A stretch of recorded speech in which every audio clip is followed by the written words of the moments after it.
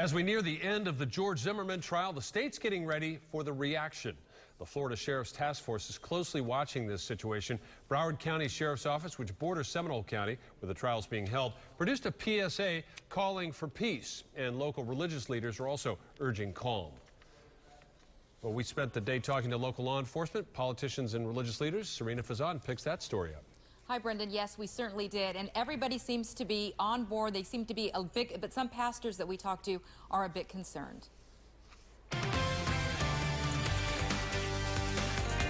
Frank Peterman Jr. served St. Pete as a councilman and a state representative. He's now a pastor. And long before the George Zimmerman trial even started, he preached this message. I certainly hope that there's a sense of decorum and peace, in our city. And at the same time, I hope that there is a justified verdict that will make sure that justice is served. Peterman says he is worried a not guilty verdict would not go over well, especially in his community of St. Petersburg. In 1996, riots erupted after police killed a black teenager. For years, the city battled racial tensions. St. Pete has a history of responding to issues where it seems like there have been a person or people who have been mistreated. A grand jury cleared the officers involved with those riots. A spokesperson with the St. Pete Police Department says they are ready to address any major issue and stressed there is no indication of any threat of violence as a result of any verdict in Sanford.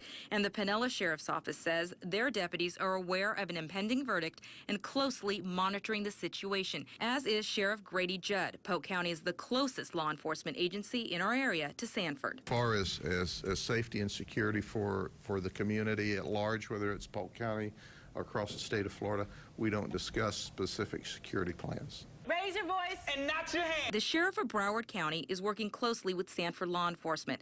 The sheriff just released this PSA using the help of local teenagers. I'm Sheriff Scott Israel, and law enforcement does have your back. Peterman says he's already reached out to local leaders. We ought to be using our resources and our authority to open up public places very quickly and have public discourse immediately.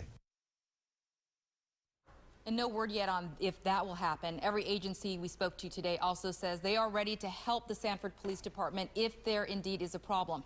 So far, we have not heard back from Chief Jane Castor and what Tampa is planning, if anything.